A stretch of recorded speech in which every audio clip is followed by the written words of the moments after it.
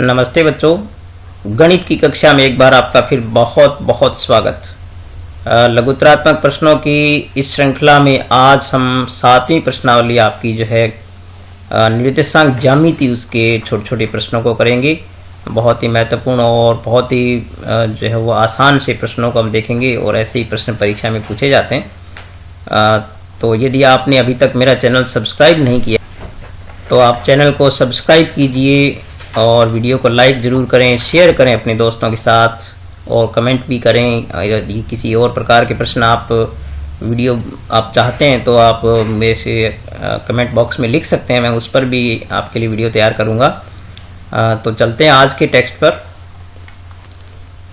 पहला प्रश्न हमारे पास है कि बिंदु 4,-5 कौन से चतुर्थांश में है। तो पहले आप ये ध्यान रखिए कि यहाँ पर ये जो पहला चतुर्थांश होता है, ये दूसरा होता है, ये तीसरा और ये चौथा होता है। तो पहला जो चतुर्थांश होता है उसमें किसी भी बिंदु के निर्देशांक जो होते हैं वो प्लस कोमा प्लस होते हैं, दूसरे में माइनस कोमा प्लस होते हैं और तीसरे में माइनस कोमा माइनस होते हैं और चौथे में जो प्लस कोमा माइनस होते हैं।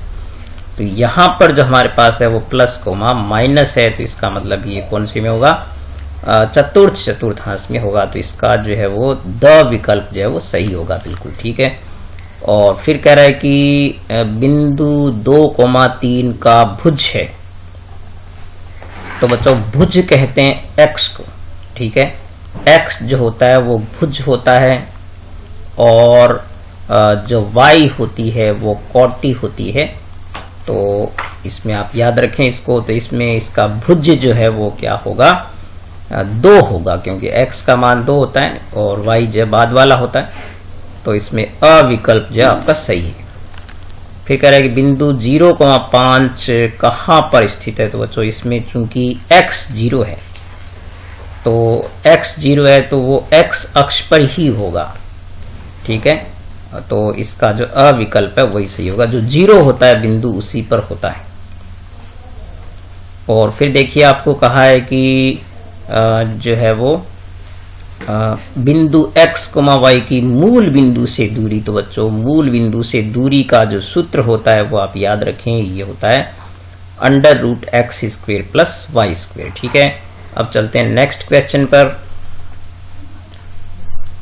तो नेक्स्ट क्वेश्चन जो हमारा है वो ये है कि मूल बिंदु जो है आपका 0,0 होता है, इसकी और इस बिंदु के बीच की दूरी आपको ज्ञात करनी है। तो अभी हमने जो फॉर्मूला देखा था वो आप देख सकते हैं कि ये होता है √x² + y² होता है। तो यहाँ पर x का मान आप यहाँ पर जो है वो 3 है हमारे पास और y का 4 है।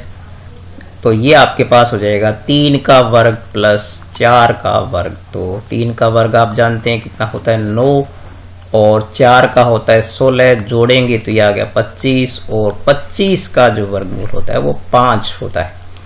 तो यहाँ पर मूल बिंदु से इसकी दूरी होगी वो होगी 5 इकाई। तो सविकल्प सही है इसका।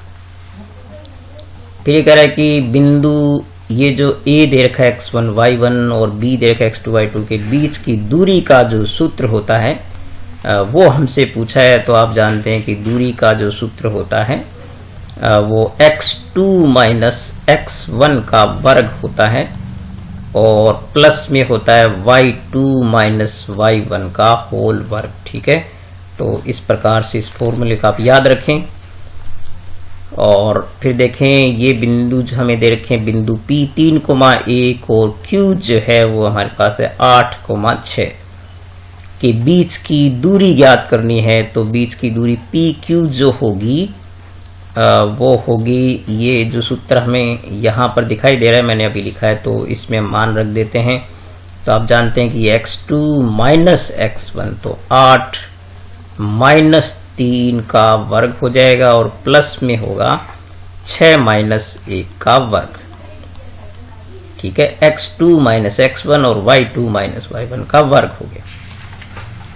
अब आप इसको सरल कर दीजिए। तो 8 में से 3 घटाएंगे तो ये 5 का वर्ग हो गया और यहाँ पर भी 6 - 1 कितना हो गया, 5 का वर्ग हो गया। तो इसको जो हम लिख सकते हैं 25 + 25। तो 25 + 25 जो है वो हमारे पास हो गया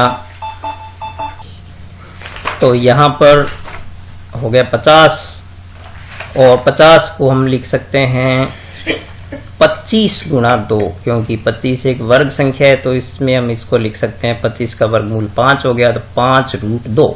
तो इस प्रकार से जो है इनके बीच की दूरी आ गई 5√2।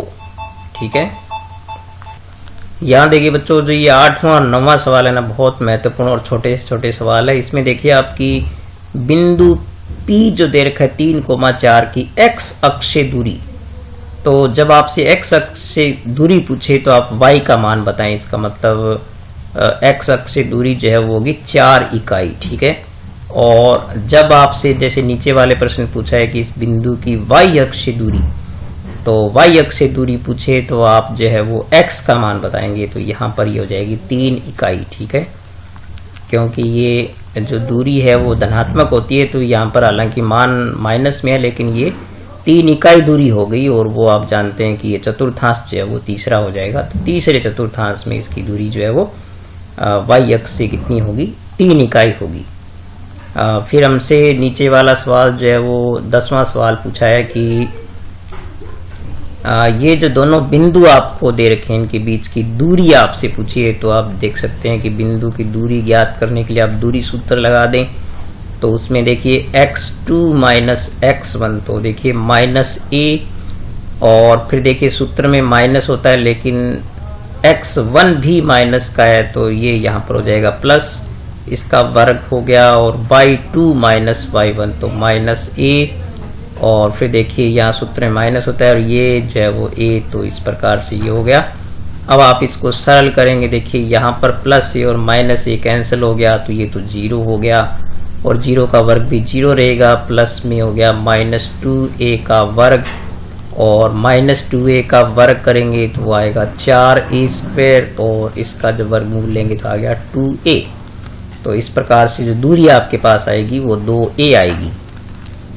फिर देखिए पहला प्रश्न, यहाँ पर जो लघुत्तरात्मक प्रश्न है ये पूछा है कि ये जो बिंदु A है और B है, तो इसमें जो है वो मध्य बिंदु के निर्देशांक क्या होंगे। तो मध्य बिंदु के निर्देशांक होते हैं x1 प्लस x2/2 और y1 प्लस y2/2। तो ये इसमें B ऑप्शन जो है वो सही है आपका।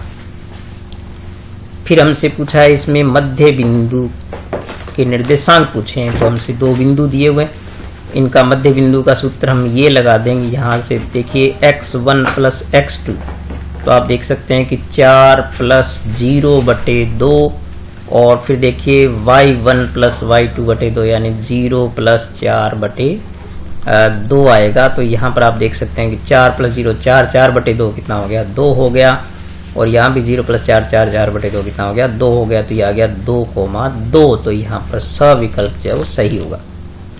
और फिर देखिए ये थोड़ा सा प्रश्न जो है वो इसमें का x मात्रक विशेष हो, तो a का मान ज्ञात कीजिए। तो यहाँ पर जो इसका मान ज्ञात करने की थोड़ा सा लंबा प्रश्न है ये, तो इसको अपने बाद में करेंगे क्योंकि इसके लिए काफ़ी स्पेस भी चाहिए। इसमें हम चलते हैं वैकल्पिक प्रश्नों पर ही चलते हैं, अपने जो वैकल्पिक प्रश्न है। तो यहाँ पर ये प्रश्न देखिए कि MAB का मध्य बिंदु है, तो हम यहाँ से मध्य बिंदु का सूत्र लगा सकते हैं। तो बच्चों ये बीच वाला बिंदु x, y होता है, तो हम x का मान यहाँ पर 2 रख सकते हैं, और बराबर में देखिए आप x1 आपके पास जो 4 है, और प्लस में देखिए x2 हमें यहाँ पर ज्ञात करना है। तो जहाँ इसका नाम x दिया हुआ है तो हम इसको x रख देते हैं, बटे में आपके पास 2 हो जाएगा। अब आप तिरछा गुणा करके इसका मान निकाल सकते हैं। तो हम इस प्रकार तिरछा गुणा करेंगे तो 4 प्लस x बराबर आपके पास हो गया 4, 2 दूनी 4 हो गया। तो देखिए 4 जब इसको हल करेंगे तो x बराबर हो गया 4 माइनस 4, यानी ये आपके पास आ जाएगा 0। तो x का मान 0 आ गया। इसी प्रकार y की जगह आप यहाँ पर क्या रखेंगे 0, क्योंकि ये y 0 है, और y1 जो आपके पास 3 है, और फिर आप देख सकते हैं कि y2 जो है यहाँ पर y है, और बटे में 2 इस प्रकार से तिरछा गुणा करेंगे तो ये आएगा बस 3 प्लस y बराबर 0 गुणा 0, 0 गुणा 2 जो 0 हो गया। तो इस प्रकार से y बराबर आएगा -3। तो x, y जो बिंदु प्राप्त हुआ वो होगा 0, -3। ठीक है, और फिर देखिए ये थोड़े बड़े प्रश्नों में हैं तो इनको छोड़ते हैं एक बार अपने। अपने जो है वो जो बहुविकल्पात्मक जो प्रश्न है उनको देखते हैं पहले। तो यहां से देखते हैं ये प्रश्न। तो ये कह रहा है किसी त्रिभुज का क्षेत्रफल ज्ञात करने का जो सूत्र होता है वो आप जानते हैं कि 1/2 जब भी किसी त्रिभुज में आधार और ऊंचाई जो हमें इस प्रकार से दे रखी हो तो हमें ये सूत्र जो 1/2 आधार गुणा ऊंचाई का प्रयोग करते हैं। फिर कह रहे यदि 3 बिंदु संरेखीय हो तो सही प्रतिबंध क्या होगा। तो तीनों एक ही रेखा में होंगे और तीनों बिंदुओं से बना त्रिभुज का क्षेत्रफल 0 होगा, इनमें से कोई नहीं होगा, ए और ब होगा। तो बच्चों इसमें द ऑप्शन जो है वो सही है, क्योंकि उनसे बने हुए त्रिभुज का क्षेत्रफल में क्या होगा, क्योंकि जब वो तीनों सीधी रेखा में है तो वो त्रिभुज बनाएंगे नहीं, तो त्रिभुज का क्षेत्रफल 0 होगा और एक ही रेखा में होंगे। तो इसमें द विकल्प जो है वो सही है, क्योंकि ए और ब दोनों सही है। फिर कह रहे तीनों त्रिभुज की तीनों माध्यिकाओं का जो संगमन बिंदु होता है वो क्या कहलाता है, त्रिभुज का केंद्रक होता है। ये आप याद रखें इसको। और फिर कह रहा है कि यदि किसी त्रिभुज के जो है वो शीर्ष आप देख सकते हैं कि ये हो तो इनका क्षेत्रफल क्या होगा। तो त्रिभुज का क्षेत्रफल का जो सूत्र है जब उसके तीनों शीर्ष दे रखे हों तो ये होता है 1/2 और पहले तो यहां पर आप देख सकते हैं कि ब्रैकेट के बाहर जो वो x होता है और ब्रैकेट के अंदर जो होते हैं वो y होते हैं। तो इसको आप याद रख सकते हैं 123, 231 और 312 से। ठीक है, देखिए 123 यानी 1 2 3, फिर 2 3 1 और फिर 3 1 2, इस प्रकार से ब्रैकेट के अंदर y होते हैं, बाहर x होते हैं। फिर ये कह रहा है कि 4 को -3 किस चतुर्थांश में। तो अभी हमने एक पहले प्रश्न किया था, उसमें हमने देखा था कि जो प्लस कोमा माइनस होते हैं वो होते हैं चतुर्थांश में। ठीक है, और फिर कह रहा है कि इसमें जो है वो कोटि क्या होगी। तो कार्तीय तल में स्थित किसी बिंदु 6,4 के कोटि का मान क्या है। लेकिन यहाँ पर जो है वो आंसर अलग प्रकार के दे रखे हैं। इसमें इसका पूछने का अर्थ नीचे ये बता रहा है कि कौन से चतुर्थांश में है। तो प्लस कोमा प्लस आप जानते हैं कि पहले में होता है। वैसे इसमें कोटि पूछे तो आप क्या बताएंगे, y होती है कोटि। तो y बराबर कितना हो गया, 4 हो गया। फिर ये कह रहा है कि बिंदु 2,3 और -2,3 के बीच की दूरी क्या होगी। तो यहां पर आप दूरी सूत्र लगा सकते हैं। तो दूरी सूत्र जब हम लगाएंगे तो यहां पर आप देख सकते हैं कि x2 - x1। ठीक है, आप अच्छी तरह याद कर लीजिए सूत्र को। और फिर देखिए यहाँ पर y2 - y1, तो 3 - 3 का वर्ग हो गया। तो यहाँ पर आप देखिए ये बनेगा -4, तो -4 का वर्ग होगा। और प्लस में ये देखिए यहाँ पर हो गया 0, तो 0 का वर्ग हो जाएगा। तो इस प्रकार से आप देखें कि ये हो गया 16 + 0, यानी 16 + 0 का मतलब 16, और 16 का वर्गमूल क्या होता है, 4 होता है। तो इस प्रकार से इसका ब ऑप्शन जो है वो सही होगा। फिर नेक्स्ट में जो प्रश्न पूछा आपसे वो ये है कि 2,3 की जो है वो मूल बिंदु से दूरी। तो मूल बिंदु से जब दूरी ज्ञात करते हैं तो उसका सूत्र होता है x² + y² का स्क्वायर रूट। तो देखिए x हमारे पास है 2, तो 2 का वर्ग हो गया, प्लस यहाँ पर हो जाएगा 3 का वर्ग, और क्योंकि x है और ये y है तो इसमें हम करेंगे 2 का वर्ग 4 हो गया, और 3 का वर्ग जो है 9 हो गया। तो ये आपके पास आएगा √13। ठीक है, तो इसका जो ब विकल्प है वो सही होगा आपके पास। तो ये कह रहा है बिंदु ये जो दे रखे हैं आपको a और b को मिलाने वाली रेखा के मध्य बिंदु का नियामक क्या है। तो इसमें मध्य बिंदु के निर्देशांक हमसे पूछे हैं। तो मध्य बिंदु के निर्देशांक आप जानते हैं कि x1 + x2/2, तो 8 + 4/2, और y1 क्या हो गया आपस 10 + 6, यानी 10 + 6/2। तो यहां से आप देखेंगे कि ये बनेगा 8 + 12/2 कितना आ गया 6, और 16/2 कितना आ गया 8। तो इसमें से जो है वो विकल्प जो आपका सही होगा। अब इनके मध्य बिंदु का जो है वो, फिर मध्य बिंदु पूछा है इनका जो है वो, तो इसमें भी आप बहुत आसानी से ज्ञात कर सकते हैं। देखिए 4 और 6 10/2 5 हो गया, और 5 + 5 10/2 जो 5 हो गया, तो इसमें ब विकल्प जो है वो सही होगा। इसी प्रकार से आप निकाल सकते हैं। फिर ये इन दोनों के बीच की दूरी पूछी है, तो दूरी सूत्र आप लगा करके दूरी ज्ञात कर सकते हैं बहुत आसानी से। तो दूरी सूत्र लगाएंगे तो x2 - x1 हो गया, तो आप देखिए -1, और सूत्र में माइनस होता है, लेकिन चूंकि ये भी माइनस है तो ये माइनस से माइनस गुणा होके प्लस के 5 हो गए। और यहां पर आप देखें कि y2 - y1, तो ये 3 - 7 का वर्ग हो गया। अब इसको सरल करेंगे तो देखिए 5 में से 1 गया 4, 4 का वर्ग कितना हो जाता है 16, और 3 में 7 घटाएंगे तो आप देख सकते हैं कि ये आपके पास आएगा -4, और -4 का वर्ग करेंगे तो वो भी 16 होगा, तो √32 हो गया इस प्रकार से। तो 32 को हम लिख सकते हैं 16 × 2, तो 16 का वर्ग 4, वर्गमूल 4 होता है, तो ये आ गया आपका 4√2, इसमें जो सी विकल्प जो आपका सही होगा। इनके बीच की भी दूरी पूछी है, तो आप ये दूरी आसानी से ज्ञात कर सकते हैं दूरी सूत्र से। और फिर कह रहा है कि किसी बिंदु की x अक्ष से दूरी उस बिंदु की क्या कहलाती है। तो बच्चों, किसी बिंदु की अक्ष से दूरी उस बिंदु की क्या कहलाती है। तो अक्ष से जो दूरी होती, तो यहां पर जो है ना, ये कोई प्रश्न में यहां पर देख सकते किसी बिंदु की कोई अक्ष यहां पर नहीं दे रखा है, तो दोनों अक्षों से जो है नहीं हो सकती, क्योंकि अब बिंदु के निर्देशांक नहीं दे रखे। तो यदि हम ये कहें कि यहां पर जो है वो x अक्ष से दूरी क्या कहलाती है, तो हम इसको कह सकते हैं कोटि, ठीक है। और फिर अगर है कि कौन से चतुर्थांश में है, तो आप जानते हैं कि ये प्लस कोमा प्लस है, और प्लस कोमा प्लस होता है वो पहले चतुर्थांश में होता है, तो इसका ए विकल्प सही होगा। फिर आप देख सकते हैं बिंदु -4,3 की स्थिति किस चतुर्थांश में है, किस पाद में है, तो माइनस कोमा प्लस जो होता है वो द्वितीय में होता है, तो ये हम पहले ही पढ़ चुके हैं पहले ही प्रश्न में।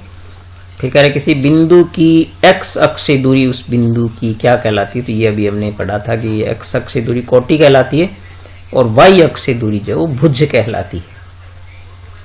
फिर नेक्स्ट में जो आपसे प्रश्न पूछा है वो है कि बिंदु जो है वो किस चतुर्थांश में। देखिए माइनस कोमा माइनस जो होता है वो हमेशा तीसरे चतुर्थांश में होता है।